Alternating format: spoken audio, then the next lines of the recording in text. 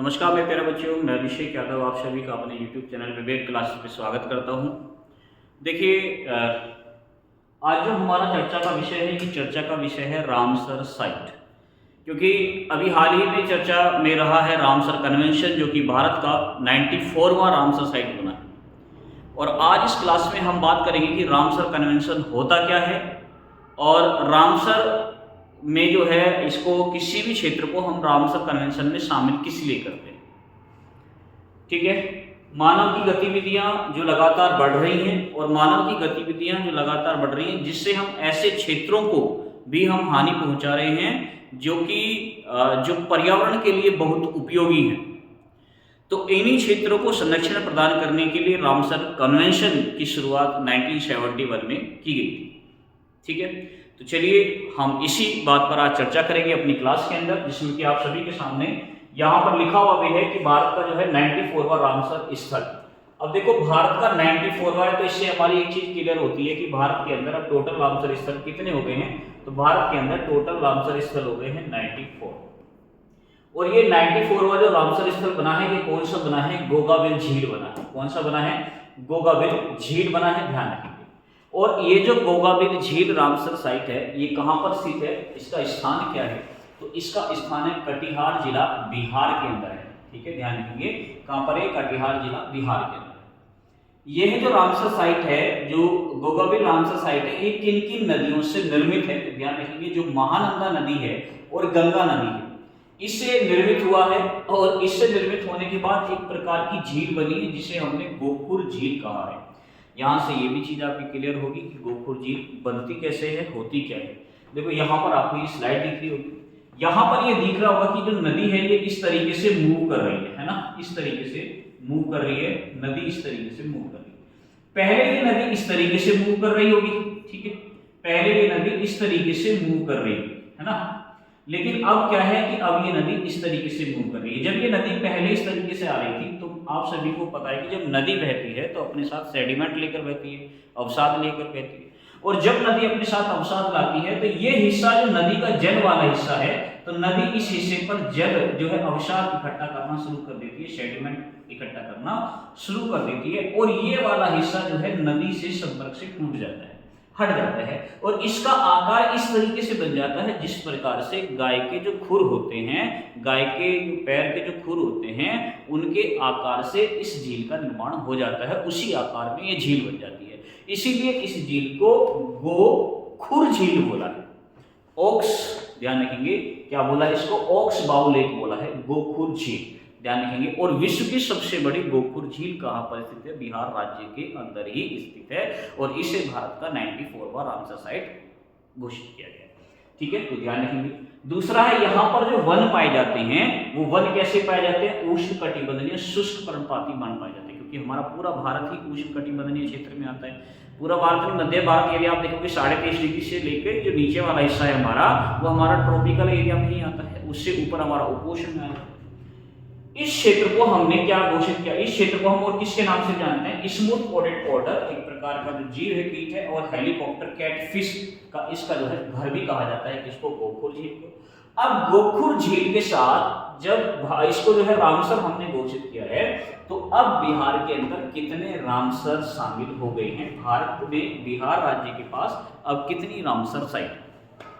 तो अब बिहार के पास 6 रामसर साइट हैं। 6 कौन कौन सी हैं? ध्यान रखना, गोकुल जलाशय है बिहार के अंदर, उदयपुर झील है जो कि चंपारण क्षेत्र के अंदर स्थित है, कांवर झील है, नागी पक्षी अभयारण्य, नकटी पक्षी अभयारण्य, और गोगाबिल झील। इन सभी को मिलाकर जो है हमारे 6 जो है रामसर कन्वेंशन कहां पर बनते हैं? बिहार राज्य के अंदर बनते हैं। ठीक है, तो ये चीज तो आपकी कंफर्म हो गई है कि क्यों चर्चा में है। दूसरा, रामसर कन्वेंशन है क्या? अगला हमारा क्वेश्चन क्या है? क्वेश्चन ये है कि रामसर कन्वेंशन है क्या? मैंने आपको शुरुआत में बताया था कि जो आर्द्र भूमि होती है, इनके संरक्षण और सतत उपयोग के लिए समर्पित एक ऐतिहासिक अंतर्राष्ट्रीय संधि है। इसी को हम रामसर कन्वेंशन कहते हैं। इसकी स्थापना कब हुई थी? 2 फरवरी 1971 ईस्वी में ईरान के रामसर शहर में। आपसे ये भी पूछा जाता है कि रामसर कन्वेंशन मीटिंग हुई, बैठक हुई, रामसर क्या है? रामसर ईरान का एक शहर है। ठीक है। तो इसकी जो स्थापना हो रही है वो कब हो रही है? 2 फरवरी 1971 1971 ईस्वी में इसकी स्थापना हो रही है। इसीलिए ध्यान रखेंगे हम प्रत्येक वर्ष 2 फरवरी को हम क्या मनाते हैं? प्रत्येक वर्ष 2 फरवरी को हम आर्द्रभूमि दिवस भी मनाते हैं। ध्यान रखिए, आर्द्रभूमि दिवस भी यही कारण है कि प्रत्येक वर्ष हम जो है 2 फरवरी को मनाते हैं। लेकिन ये लागू कब हुआ है? 1975 से लागू हुआ है। 21 दिसंबर 1975 ईस्वी से इसको लागू किया गया है। दूसरा, इसका हेडक्वार्टर कहाँ पर है? ग्लेड, स्विट्जरलैंड के अंदर इसका हेडक्वार्टर है। क्या भारत भी रामसर का हिस्सा है? बिल्कुल हिस्सा है, जब भी तो जो है रामसर स्थल भारत के शामिल किए जा रहे हैं। तो लेकिन भारत ने क्या 1975 में ज्वाइन किया था? नहीं, भारत ने इसे 1 फरवरी 1982 ईस्वी में रामसर कन्वेंशन को ज्वाइन किया था। यानी आपसे ये भी क्वेश्चन पूछा जाता है कि भारत रामसर में कब शामिल हुआ था? तो 1 फरवरी 1982 ईस्वी में भारत रामसर कन्वेंशन में क्या हुआ था? शामिल हुआ था। ठीक है, ध्यान रखिए। दूसरा है, जब भारत के अंदर अभी हाल ही में 94वां रामसर साइट बना है, तो अब आपसे क्वेश्चन पूछेगा कि रामसर साइट के मामले में विश्व में भारत का कौन सा स्थान है? तो ध्यान रखिए, भारत में विश्व में सबसे ज्यादा जो रामसर स्थल है वो कहाँ पर है? ब्रिटेन में है। कितने हैं? 176 हैं। और दूसरे नंबर पर कौन सा देश आता है? मैक्सिको आता है। यानी सबसे ज्यादा रामसर स्थल ब्रिटेन के पास है 176 और उसके बाद मैक्सिको के पास है 144 और इसके बाद भारत तीसरे स्थान पर आता है जिसके पास 94 रामसर स्थल है। तो यानी विश्व में भारत का स्थान कौन सा है? तीसरा है। किस किस के बाद तीसरा है? ब्रिटेन और मैक्सिको के बाद तीसरा है। यदि हम विश्व में कुल रामसर स्थल की बात करें कि आज वर्तमान में विश्व में कुल रामसर स्थल कितने हैं, तो 2546 ध्यान रखेंगे वर्तमान में विश्व में रामसर स्थल है। भारत में सबसे ज्यादा रामसर स्थल किसके पास है? ध्यान रखेंगे तमिलनाडु राज्य के पास है और उत्तर प्रदेश उसके बाद दूसरे नंबर पर उत्तर प्रदेश राज्य है और तीसरे नंबर पर बिहार राज्य आता है। ध्यान रखेंगे बिहार के पास 6 रामसर स्थल हुए हैं और इसी के साथ बिहार तीसरे नंबर पर आ गया है रामसर साइट के मामले में। दूसरा है, यदि हम रामसर स्थल के मामले में भारत को एशिया में देखें तो भारत एशिया में कौन से नंबर पर आएगा? तो ध्यान रखिए रामसर स्थल के मामले में भारत एशिया में पहले नंबर पर आता है, प्रथम स्थान पर। ठीक है, तो आपको ये भी याद रखना है विश्व में तीसरा स्थान है और जो है एशिया में भारत का पहला स्थान। ठीक, इसके बाद ये टॉपिक है हमारा कि भारत की जो कितनी आर्द्रभूमि है जो मॉन्ट्रो रिकॉर्ड में शामिल है। मॉन्ट्रो रिकॉर्ड क्या होता है? जो संकटग्रस्त सूची होती है जहां पर मानवीय हस्तक्षेप ज्यादा होता है।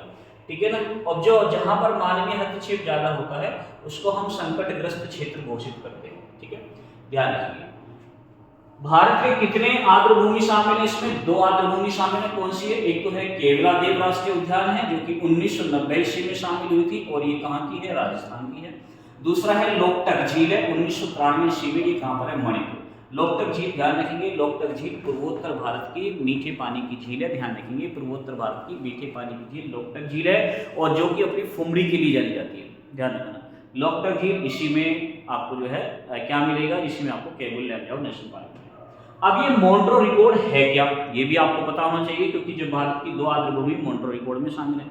तो ये मॉन्ट्रो रिकॉर्ड क्या है बच्चा? इसमें उन आर्द्रभूमियों को शामिल किया जाता है कि जिनका पारिस्थितिकी स्वरूप मानवीय गतिविधियों के कारण या प्रदूषण के कारण बिगड़ रहा है, उन्हें हम क्या कहते हैं? उनको हम मॉन्ट्रो रिकॉर्ड में दर्ज कराते हैं। ठीक है, और भारत के कितने स्थल शामिल है? 2 आर्द्रभूमि भारत की मॉन्ट्रो रिकॉर्ड में शामिल है। तो ये हमारे आज जो है रामसर कन्वेंशन के बारे में मैंने आपको समझा दिया है। इसमें क्या क्या है आपका चर्चा के अंदर ये भी आपको पता चलेगा। ठीक है, तो इसी प्रकार की जो है जानकारी लेने के लिए प्लीज़ हमारे चैनल को सब्सक्राइब करें और ज़्यादा से ज़्यादा अपने दोस्तों के पास, मित्रों के पास इसको शेयर करें। फिर मुलाकात करेंगे आपसे इसी छोटी सी जो है जानकारी के साथ अगली वीडियो में। तब तक के लिए नमस्कार, जय हिंद, जय भारत।